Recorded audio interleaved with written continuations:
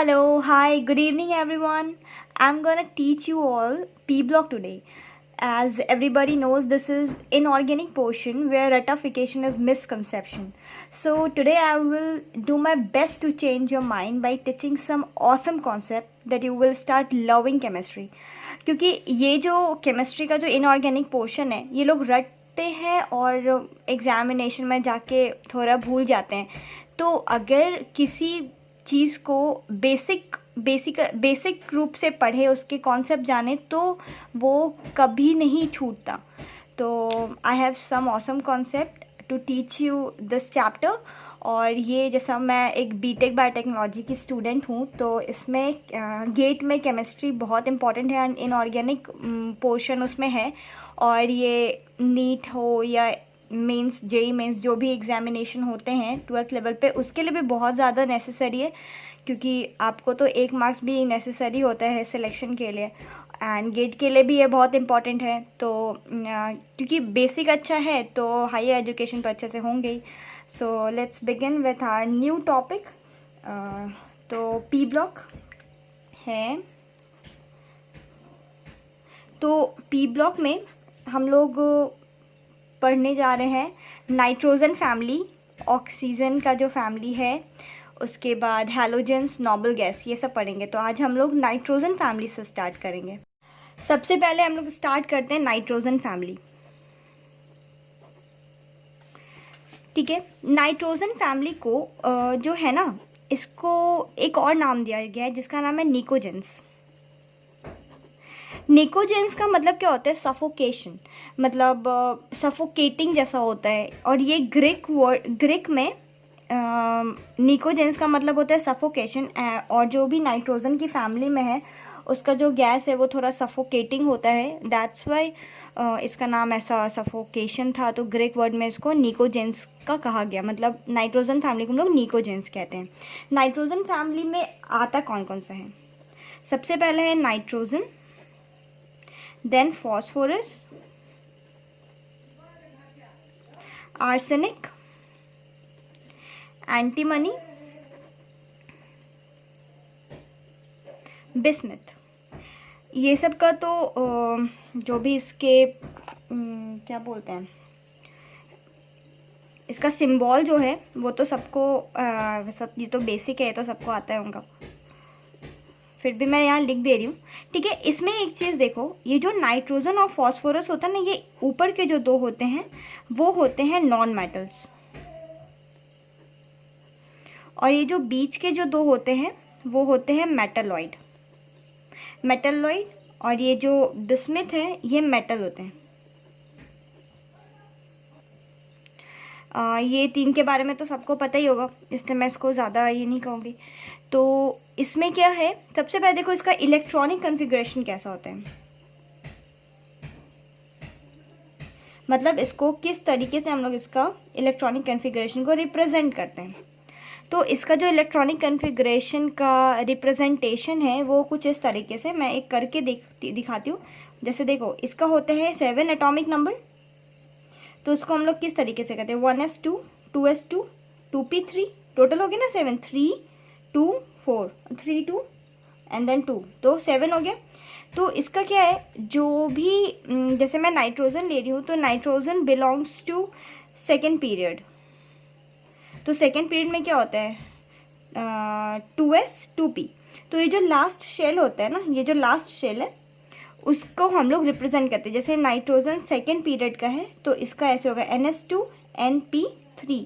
ये इसका electronic configuration होता है. Nitrogen belongs to second period, तो यहाँ पर N के जगह 2 हो जाएगा. अगर फॉस्फोरस का लेंगे तो उसमें भी सेम कन्फिग्रेशन आएगा, NS2 NP3, but phosphorus belongs to third period, then the value of N will be 3. तो सेम एज इसी तरीके से होता है. अब इसका देखो इन जनरल क्या होता है, ये जो NS2 NP1, NS2 NP2, NS2 NP3. अब इसमें पूछेगा जनरल ऑक्सीडेशन स्टेट होते क्या हैं आखिर में. तो देखो, जनरल ऑक्सीडेशन स्टेट जनरली 2 इसमें कहते हैं. सबसे पहला तो ये P वाला पे जितना भी रहेगा 1 हो, 2 हो, 3 हो, एक तो वो हो जाएगा, तो उसका P वाला पे कितना है 1, और टोटल शेल में कितना हो गया 2 + 1 3। फिर इसमें देखो ये NH2 है ना, जैसे ये वाला, जैसे मैंने NH2NP3 कहा, तो ये नाइट्रोजन के बारे में बताया जा रहा है, तो NH2NP2 हो गया, तो ये किसके बारे में बोला जा रहा होगा, एक इलेक्ट्रॉन कम वाले। तो नाइट्रोजन से पहले कौन आता है, कार्बन, कार्बन से पहले कौन आता है, बोरॉन, ठीक है। तो ये बोरॉन ही ना, हाँ, बोरॉन, कार्बन और नाइट्रोजन, ठीक है, इसके बारे में बोल रहे हैं। तो बोरॉन फैमिली का क्या होगा NH2NP1, ये कार्बन फैमिली का NH2NP2, और ये है नाइट्रोजन फैमिली का NH2NP3। तो इसका जनरल ऑक्सीडेशन होता है 1 3 1, क्योंकि P पे एक है, और टोटल कितना, फिर इसका लास्ट में देखो 2 + 2, और ये पूरा +4, फिर ये इसमें +3 +5। होप समझ गए हो किस तरीके से मैंने इसको बताया। लास्ट का 1, लास्ट के P वाले पे देखो कितना है इलेक्ट्रॉन प्रेजेंट, तो 1, उसके बाद पूरे शेल में कितना प्रेजेंट है, तो 2 + 1 3, फिर इसमें 2, फिर इसमें 4, इसमें 3 और इसमें 2, ठीक है। अब देखो इसमें क्या है कि दिस इज़ नॉट नेसेसरी कि इसमें मतलब ये जो प्लस, जैसे मैं अभी नाइट्रोजन के बारे में बता रही हूँ, तो ये जो नाइट्रोजन का जो फैमिली में +3 और +5 है ना, ये एलिमेंट, ये सारे एलिमेंट में प्रेजेंट होगा ये, क्योंकि ये जनरल ऑक्सीडेशन मैंने बताया है, this is general oxidation state. तो ये nitrogen, phosphorus, arsenic, antimony, bismuth, ये सब में क्या +3 और +5 होगा ही। लेकिन इसमें क्या होता है, जब ये लोग अपने हाइड्राइड के साथ प्रेजेंट होते हैं, तब उस टाइम क्या होता है, नाइट्रोजन जो है ना वो -3 स्टेट भी बताता है, और बिस्मथ जो होता है वो भी 3 में करता है। वो मैं क्यों होता है वो भी मैं बताऊंगी, बट 1 बाय 1। सबसे पहले देखो एक चीज़, जैसे हम लोग एटॉमिक साइज को डिफाइन करते हैं, देखो कैसे, देखो एटॉमिक साइज को हम लोग थोड़ा पीछे से ऐसा बताते हैं कि देखो एटॉमिक साइज क्या होता है। जैसे अभी देखो मैंने क्या बताया, nitrogen, phosphorus, arsenic, antimony, bismuth. तो इसमें क्या हो रहा है, इसमें ये सेकेंड पीरियड को कह रहा है, ये 3 period, 3rd, 4th, 5th, 6th, ठीक है, सब अलग अलग पीरियड को ये कर रहे हैं। तो जैसे जैसे नीचे जा रहा है, जैसे से ये क्या हो रहा है, ये सबसे ऊपर है सबसे पहला, तो इसका ये छोटे साइज का होगा, फिर इसमें नंबर ऑफ शेल बढ़ा, फिर इसमें नंबर ऑफ शेल बढ़ा, बढ़ते गया। तो क्या हो, जैसे जैसे नंबर ऑफ सेल का एडिशन हो रहा है, वो क्या है, वो साइज में बढ़ेगा। लेकिन क्या ये हर फैमिली में ज़रूरी है कि जैसे जैसे वो नीचे जा रहा है तो उसका साइज वैसे वैसे ही बढ़ेगा? ऐसा नहीं होता है। जैसे हम लोग एक एग्जाम्पल लेते हैं बोरॉन फैमिली का, उसमें क्या क्या होता है, boron, aluminium, gallium, indium and tellurium, ये होता है 5। तो इसमें क्या होता है, जो ये अल्मोनियम और गैलियम है, देखो ये सेकेंड पीरियड का है, ये 3rd, ये 4th, ये 5th और ये 6th, ठीक है। तो क्या होता है, एक चीज़ देखो, जो फर्स्ट पीरियड में होगा, फर्स्ट वाले में होगा तो उसमें होता है 1s, 2 में होगा तो 2s 2p, 3 में होगा तो 3s 3p 3d, और 4 में होगा 4s 4p 4d 4f। ये तो एटॉमिक नंबर में, मतलब ये तो बेसिक है, मतलब ये एटॉमिक नंबर में तो पढ़े ही है कि जब फर्स्ट सेल होता है तो उसमें सिर्फ s होता है, सेकेंड होता है तो 2s और 2p होता है, थर्ड होता है तो 3s 3p 3d, और 4 होता है 4s 4p 4d 4f। तो क्या हो रहा है, नंबर ऑफ शेल बढ़ रहा है ना। तो क्या ज़रूरी है कि यहाँ पर जैसे बोरॉन से जैसे ये टेलुरियम तक नीचे गया तो साइज बढ़ ही रहा है, इसमें कोई चेंजेस नहीं है? ऐसा नहीं होता है। इसमें बेसिकली क्या होता है, ये जो एल्यूमिनियम और गैलियम होता है ना, ये अपना साइज इंटरचेंज कर लेता है, मतलब ऐसा होता है। और जो इंडियम और टेलुरियम है ये भी अपना साइज इंटरचेंज करता है। देखो बोरॉन, फिर गैलियम, फिर एल्यूमिनियम, फिर इंडियम, फिर टेलुरियम। अब तुम बोलोगे यहाँ पर तो मैंने साइज चेंज कर दिया यहाँ से, लेकिन यहाँ पर साइज क्यों नहीं चेंज किया? देखो ये जो थर्ड पीरियड, ये जो गैलियम से एल्यूमिनियम में जा रहा है, इसमें क्या होता है, 2 तरीके के इसमें कॉन्ट्रैक्शन होते हैं, जिसकी वजह से ये अपना जो प्लेस है ना वो ऊपर नीचे कर लेता है। इसमें होता है डी कॉन्ट्रैक्शन।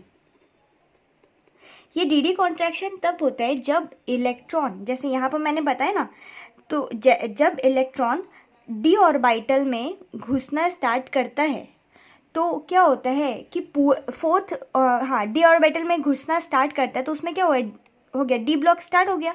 अब उसमें ये सब एटॉमिक स्ट्रक्चर में पढ़ेंगे, अभी नट सेल में बस इतना ही जानो। जैसे ही इलेक्ट्रॉन इंटर करता है डी ऑर्बिटल में, उसका जो होता है ना पुअर शील्डिंग इफेक्ट हो जाता है। उस पुअर शील्डिंग इफेक्ट की वजह से क्या होता है, ये इंटरचेंज हो जाता है इसका साइज।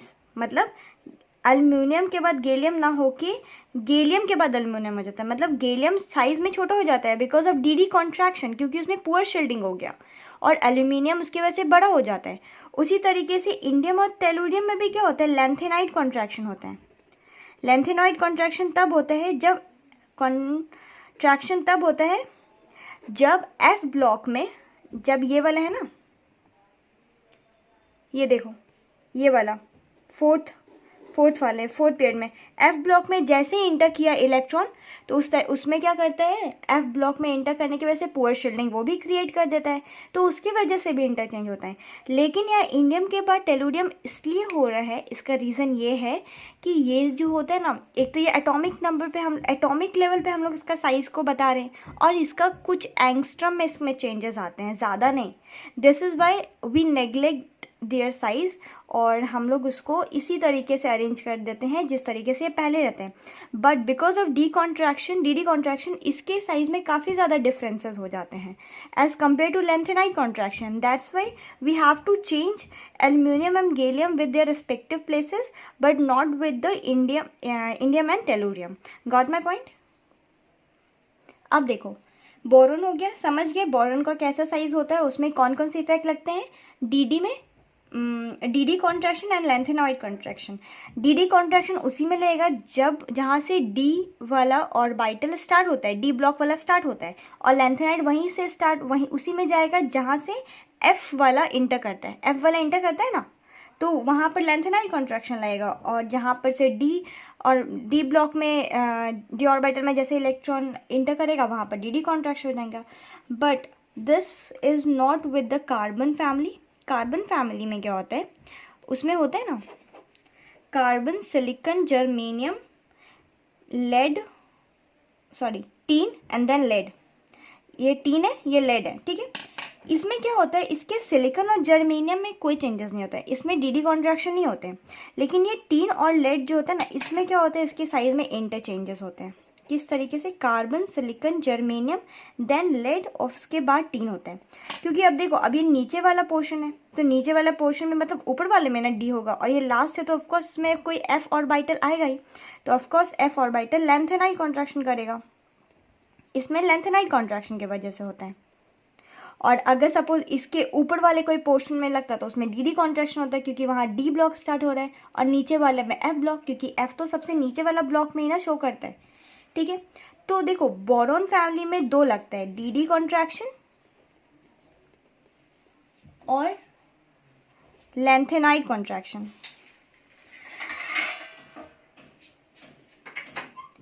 और कार्बन फैमिली में क्या होता है, सिर्फ और सिर्फ लेंथेनाइड कॉन्ट्रैक्शन लगता है। बट इसके बाद जो होता है, इसके बाद क्या होता है, कार्बन के बाद नाइट्रोजन फैमिली आती है। नाइट्रोजन फैमिली में ऐसा कोई कॉन्ट्रैक्शन नहीं होता है, चाहे लेंथेनाइड हो या डी कॉन्ट्रैक्शन। नाइट्रोजन के बाद जितनी भी फैमिली है, nitrogen, oxygen, halogen and then noble gas, ये सब में कोई भी ऐसा कॉन्ट्रैक्शन नहीं होता है। जैसा साइज है वैसा ही वो शो करता है। इसका मैं एटॉमिक साइज बताई, तो बोरॉन का एटॉमिक साइज, बोरॉन फैमिली का एटॉमिक साइज क्या क्या होगा, boron, then gallium, aluminium, Indian, then tellurium. और कार्बन वाला, carbon, silicon, germanium, lead and then tin. But nitrogen में होगा nitrogen, phosphorus, arsenic, antimony and bismuth. देख रहे हो इसका जैसा साइज था वैसे ही हो रहा है, इसमें कोई कॉन्ट्रैक्शन ही नहीं लग रहा है। दिस इज द रीज़न कि ये लोग इंटरचेंज नहीं कर रहे अपना प्लेसेस। और एकदम याद रखना, लेंथेनाइड कॉन्ट्रैक्शन एफ ब्लॉक वाले जो एलिमेंट होगा उसमें लगता है, और डी कॉन्ट्रैक्शन डी ब्लॉक वाले एलिमेंट्स में लगता है। और ये दोनों कॉन्ट्रैक्शन बोरॉन में और लेंथेनाइड कॉन्ट्रैक्शन कार्बन में। This is the reason they interchange their places. उसके बाद लेकिन नाइट्रोजन में ऐसा नहीं होता। मुझे थोड़ा डी कॉन्ट्रैक्शन और लेंथेनाइड कॉन्ट्रैक्शन बताना था कि ऐसा होता है, क्योंकि मैं अगर यहाँ पर नाइट्रोजन फैमिली में ये बोल देती कि जैसा साइज़ होता है उसी तरीके से, मतलब जैसे जैसे नीचे जा रहा है वैसे वैसे साइज़ बढ़ रहा है। This is not for every family, that's why I have given these 2 example. तो अब देखो हम लोग आयोनाइजेशन पढ़ते हैं नाइट्रोजन फैमिली का। Ionisation enthalpy. देखो आयोनाइजेशन एंथैल्पी, आयोनाइजेशन एंथैल्पी जो होता है ना वो इन्वर्सली प्रोपोर्शनल टू साइज का। क्यों? देखो आयोनाइजेशन एंथैल्पी होता क्या है, जैसे ये है तुम्हारा इलेक्ट्रॉन, मतलब ये है तुम्हारा न्यूक्लियस, यहाँ पर एक शेल है, यहाँ 2 शेल है। सबसे ज़्यादा ये न्यूक्लियस क्या होता है, ये तो पॉजिटिवली चार्ज होता है, तो वो इलेक्ट्रॉन को क्या होता है अपने तरफ अट्रैक्ट करने की कोशिश करती है कि ये, क्योंकि opposite charges attract each other. तो जो शेल सबसे ज़्यादा नज़दीक होगा वो क्या होगा, इलेक्ट्रॉन के कब्जे में होगा। वो नहीं चाहेगी कि यहाँ से इलेक्ट्रॉन हम दूसरे को दें, क्योंकि उसको तो फ़ायदा है ना, पॉजिटिव चार्ज को निगेटिव चार्ज मिल जाए, निगेटिव चार्ज को पॉजिटिव चार्ज मिल जाए, इससे अच्छी बात क्या है। तो वो न्यूक्लियस इलेक्ट्रॉन को जो उसके सबसे नज़दीक वाले शेल हैं, सबसे अंदर वाले शेल हैं, उसमें से नहीं निकलने देती है, नहीं मतलब ऐसा जाने देती है। लेकिन क्या होता है कि नहीं जाने देती है, लेकिन उसके बाहर वाले शेल से ऐसा करती है। तो क्या होता है, बाहर वाले शेल अंदर वाले शेल को जितने अच्छे से वो कैप्चर करके रखेगी, बाहर वाले सेल से उसको ज़्यादा मतलब नहीं होता। दिस इज़ द रीज़न जैसे जैसे साइज़ बढ़ेगा इलेक्ट्रॉन हम आराम से निकाल पाते हैं, ठीक है। लेकिन कभी देखे हो, जैसे सपोज नाइट्रोजन है तो 1s2 2s2 2p3 है, ठीक है। तो कभी देखा है कि ये 1s2 वाला इलेक्ट्रॉन निकलता है, सबसे बाहर वाला इलेक्ट्रॉन को ही ना हम लोग निकालते हैं। कभी देखा है अंदर वाले इलेक्ट्रॉन को निकलते हैं? कैसे निकलेगा, कब्जे में करके रखी हुई है न्यूक्लियस कि नहीं ये इलेक्ट्रॉन तो मैं नहीं जाने दूंगी, ये मेरे पास रहेगा, क्योंकि मैं पॉजिटिव हूँ, मुझे उसका अपोजिट चार्ज चाहिए। तो सबसे नज़दीक है 1s2 वाला जो सेल है, तो वो उसके शेल को अपने पास एकदम कब्जे में करके रखती है। तो आयनाइजेशन एंथैल्पी का मतलब होता है कौन सा ऐसा एलिमेंट है जिससे इलेक्ट्रॉन निकालने में सबसे ज़्यादा दिक्कत होती है, सबसे ज़्यादा एनर्जी देना पड़ता है। अब कोई किसी को कब्जे में करके रखा है, तो जैसे सपोज कोई किसी को किडनैप कर लिया because of some their valid reason. तो जैसे कोई किसी को किडनैप करता है तो क्या होता है, उसे बोलता है कि अब मेरे को इतने पैसे चाहिए तभी मैं दूंगा, तभी मैं तुझे मतलब तेरे बेटे को, तेरी बेटी जो भी है उसको रिलीज़ करूँगा। तो जस्ट लाइक आयनाइजेशन एंथैल्पी, अगर हम लोग को सबसे नज़दीक वाले एलिमेंट से अगर इलेक्ट्रॉन निकालना है तो क्या होगा, सबसे ज़्यादा एनर्जी देने की ज़रूरत पड़ेगी। तो इसलिए ये इन्वर्सली प्रोपोर्शनल है। देखो इन्वर्सली प्रोपोर्शनल का मतलब, अगर हम लोग सबसे छोटे जैसे नाइट्रोजन फैमिली में देखते हैं, तो नाइट्रोजन फैमिली का सबसे छोटा साइज़ वाला एलिमेंट कौन सा है, नाइट्रोजन, ठीक है। तो क्या हुआ, नाइट्रोजन का साइज़ हो गया छोटा, नाइट्रोजन का साइज़ छोटा हुआ तो क्या न्यूक्लियस उसके इलेक्ट्रॉन को आसानी से जाने देगी, क्योंकि उसके पास तो 2 ही शेल है, और वो दोनों शेल को कैप्चर करके रखने का कोशिश करेगा कि नहीं मेरे पास तो खुद ही कम शेल है, मेरे पास तो खुद ही कम इलेक्ट्रॉन है, और ये लोग बहुत नज़दीक है मेरे। क्योंकि इसमें क्या होता है, एक होता है ये न्यूक्लियस, इसके चारों तरफ एक दूसरा शेल, एक ये फर्स्ट 1s वाला और ये 2s वाला, तो ये इसको अच्छे से अपना मतलब इफेक्ट डाल के रखेगी कि नहीं मैं इलेक्ट्रॉन नहीं दूंगी। तो साइज़ छोटा हुआ तो इसमें से इलेक्ट्रॉन निकालने में दिक्कत हुआ कि नहीं, इसके इलेक्ट्रॉन को निकालने में ज़्यादा एनर्जी देना पड़ेगा कि नहीं। तो वही है आयनाइजेशन एंथैल्पी, जिसको जितना ज़्यादा एनर्जी देना पड़ेगा उसका साइज़ सबसे ज़्यादा छोटा होगा। क्योंकि जब साइज़ बड़ा है, जैसे देखो अब सपोज हम लोग बिस्मथ का बात करते हैं, बिस्मथ में क्या है, बहुत बड़ा शेल है, ठीक है, इतना ऐसा वाला शेल है, ठीक है। अब ये न्यूक्लियस का एक रेंज होता है ना कि इससे ज़्यादा उसके पास पावर नहीं है देने का। अब जैसे सपोज किसी बच्चे को किडनैप कर लिया गया, अब उसके पापा के पास ज़्यादा पैसे हैं ही नहीं, वो 50 लाख रुपए मांग रहा है या 1 करोड़ मांग रहा है, और वो देने वाला के पास 10 लाख है, तो क्या बोले, क्या कर सकता है वो? बच्चे को छोड़ ही देगा ना कि नहीं यार मेरे पास है नहीं, अब क्या करो, जो करना है। ऐसे तो नहीं बोलते हैं मम्मी पापा, मतलब फिर वो कुछ नहीं कर सकता ना, उसका डिमांड ही पूरा नहीं कर पाएगा, तो अब उसको तो जो अपने बच्चे के साथ, उसके बच्चे के साथ करना है करेगा। तो वही होता है, इसका भी एक रेंज होता है न्यूक्लियस को इलेक्ट्रॉन को अपनी तरफ खींचे रखने का। ये एक रेंज तक ही रहता है, जो इसलिए जो सबसे बाहर वाला जो शेल रहता है उसके पास जैसे जैसे साइज बढ़ा, इसका रेंज कम होता चला गया बाहर शेल वाले इलेक्ट्रॉन को अपने पास कैप्चर करने का, कि इतना रेंज, इतने दूर के रेंज का होगा ही नहीं। तो इसीलिए जैसे साइज बढ़ता है हमें कम एनर्जी देने की ज़रूरत पड़ती है, क्योंकि न्यूक्लियस का इफेक्ट बाहर वाले शेल पे नहीं लगता। अगर एलिमेंट्स का साइज बड़ा है, उसको थोड़ा सा भी एनर्जी दोगे आराम से निकल जाएगा। लेकिन अगर साइज छोटा है तो वो न्यूक्लियस जो है बाहर वाले शेल के इलेक्ट्रॉन को पकड़ के रखेगा कि नहीं, जब तक मुझे एक इनफ से ज़्यादा एनर्जी नहीं देगा मैं अपना इलेक्ट्रॉन नहीं जाने दूंगी। ठीक है, तो इसलिए जैसे जैसे साइज छोटा होगा उसको ज़्यादा एनर्जी देने की ज़रूरत पड़ती है ताकि वो इलेक्ट्रॉन निकाल सके।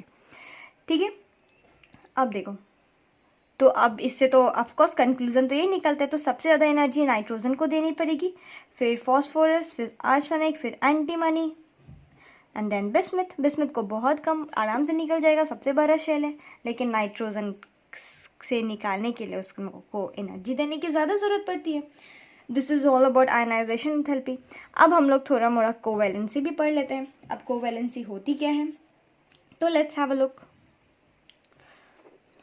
कोवैलेंसी, ठीक है, देखो कोवैलेंसी का मतलब कितना, मतलब वैलेंस मतलब वो कितना ज़्यादा बॉन्ड बना सकता है दूसरे के साथ। अब बॉन्ड कैसे बनाता है वो देखो, और क्यों, कैसे, क्या होता है मुझे नहीं पता, बस आगे देखते जाओ। देखो, nitrogen, phosphorus, arsenic, antimony and then bismuth. ठीक है, वन बाय वन अच्छे से देखना, समझ आ जाएगा।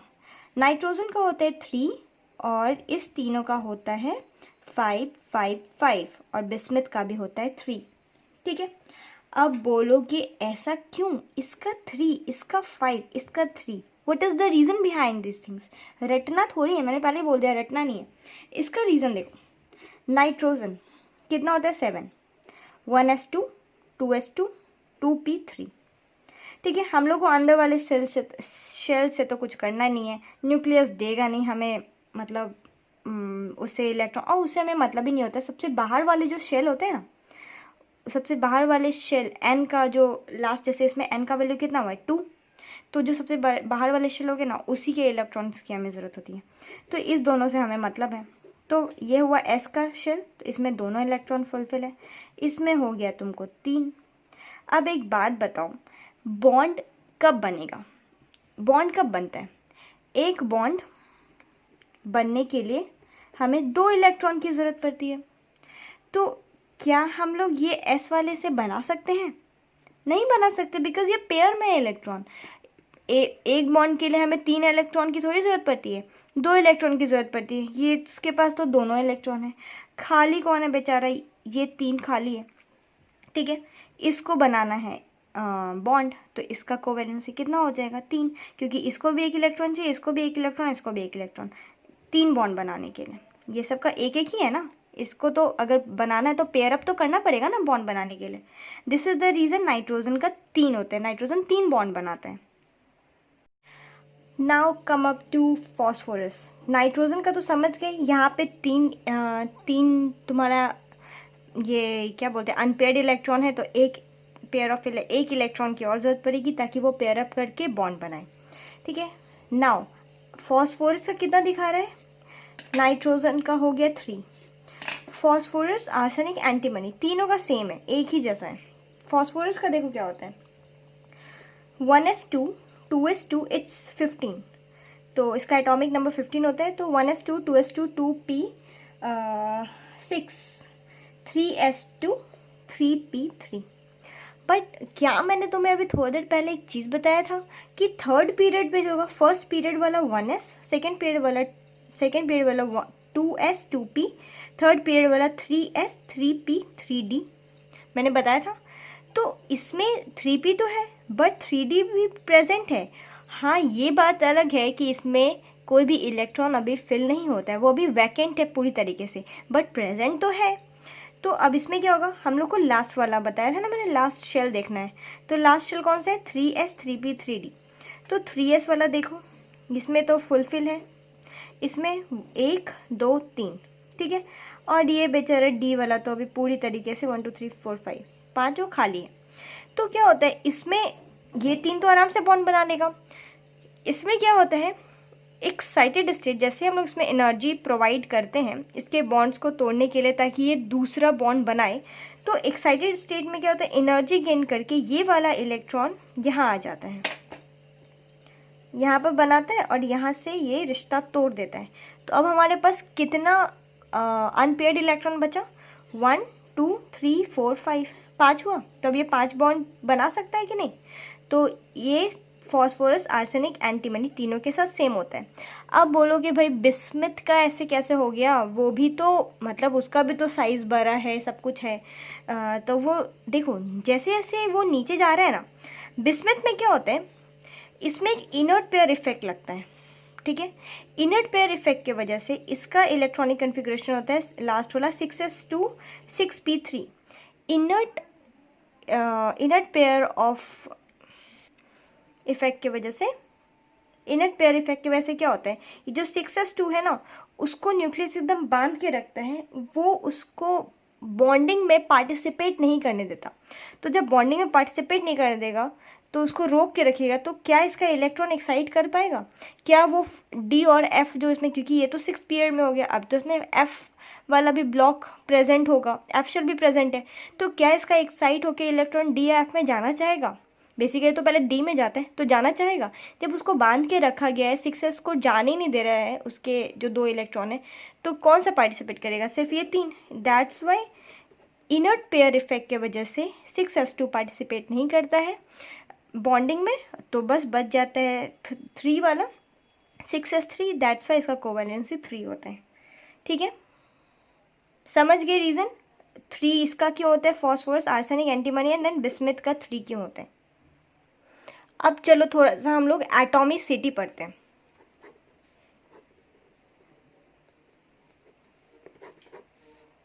ठीक है। अब ये एटॉमिसिटी होता क्या है, सबसे पहले ये जानो, एटॉमिसिटी का मतलब होता है जैसे फील्ड में, जैसे हम लोग क्या होता है एक प्लेग्राउंड में रहते हैं, तो प्रेयर के टाइम में क्या होता है कि उस टाइम क्या किया जाता है, एक बच्चे हैं उसको उसके पीछे ऐसा थोड़ी होता है कि एक बच्चा लाइन में लग गया फिर उसको फिर दूसरे बच्चे को दूसरे लाइन में, तीसरे बच्चे को तीसरे लाइन में, ऐसा तो नहीं लगाते। एक बच्चा होता है तो जितना ज़्यादा दूर तक वो लाइन जा पाता है उसके पीछे पीछे पीछे करके बच्चे को रोज़ में खड़े कर दिया जाता है, ठीक है। तो एटॉमिसिटी भी एकदम सेम है। इसमें क्या होता है कि कोई एलिमेंट अपने सेम इलेक्ट्रॉन के साथ, जैसे प्रेयर्स में भी क्या होता है, ऐसा थोड़ी होता है 1 क्लास के बच्चा को 6 क्लास के बच्चे के साथ लगा दिया गया, मिक्सअप थोड़ी करते हैं, सेम ही क्लास के बच्चे को ना एक साथ लगाते हैं। तो एटॉमिसिटी भी उसी तरीके का है, लाइन लगाना और सेम क्लास के बच्चे के साथ लाइन लगाना। मतलब एटॉमिसिटी का मतलब होता है कि सेम एलिमेंट अपने ही एलिमेंट के साथ कितना ज़्यादा बॉन्डिंग बना सकता है, ठीक है। तो इसमें, और हाँ इसमें एक बात भी कितना बॉन्डिंग बना सकता है, ठीक है। एटॉमिसिटी ये होता है कि सेम एलिमेंट अपने एलिमेंट के साथ कितना बॉन्डिंग बनाता है। अब देखो इसमें हम लोग को पढ़ना है कैटिनेशन। इसमें कैटिनेशन का मतलब हो गया, एटॉमिसिटी का मतलब है एक एलिमेंट अपने ही एलिमेंट के साथ कितना बाउंड हुआ, ठीक है। और कैटिनेशन का मतलब होता है कि उसको बांधना, किस तरीके से वो अपने के साथ अपने ही इलेक्ट्रॉन, अपने ही मैटर, अपने ही एलिमेंट के साथ वो कितना एलिमेंट बाइंड हो सका with the help of covalent bond. Covalent bond, ठीक है, कोवैलेंट बॉन्ड,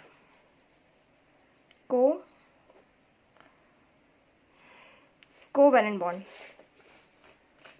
ठीक है, अपने ही एलिमेंट के साथ। It means binding to itself with the help of covalent bond. अब देखो इसमें नाइट्रोजन का देखते हैं। Nitrogen, phosphorus, arsenic, antimony, bismuth. इसका होता है N2, इसका P4, AS4, SB4। लेकिन बिस्मिथ में ऐसा नहीं होता। बिस्मिथ में एटॉमिसिटी कैटिनेशन नहीं होता। What is the reason behind this? मैंने क्या बताया, नॉन मेटल्स जो होते हैं वो क्या होता है, क्या होता है, नॉन मेटल्स जो होते हैं वो कोवैलेंट बॉन्ड बनाते हैं। तो इसमें नॉन मेटल कौन कौन है? नाइट्रोजन, फॉस्फोरस, तो कोवैलेंट बॉन्ड बना लिया। ये है आर्सेनिक, एंटीमनी, ये दोनों तो मेटलॉइड है, मतलब it will act sometimes non metal की तरह और कभी कभी मेटल की तरह। तो नॉन मेटल की तरह तो बनाए ना, तो that's why it will show covalent bond. But in case of bismuth this is metal, so it will form metallic bond. तो हम लोग तो यहाँ पर कैटिनेशन में कोवैलेंट के बॉन्ड के बारे में बोल रहे हैं, ना ही कि metallic bond. That is the reason कि बिस्मिथ जो है वो एटॉमिसिटी कैटिनेशन प्रॉपर्टी नहीं शो करता है। ये 4 करेगा और नाइट्रोजन 2 करता है, फॉस्फोरस 4 करता है, आर्सेनिक भी 4 करता है, एंटीमनी भी 4 करता है। अब बोलोगे तुम कि ये भी तो तब तुम बोल रही हो कि चलो रट लो, बट मैं रटने थोड़ी बोल रही हूँ। मैं अब तुम्हें रीज़न बताऊंगी कि नाइट्रोजन 2 ही क्यों और फॉस्फोरस 4 ही क्यों। ठीक है, तो देखो कैसे।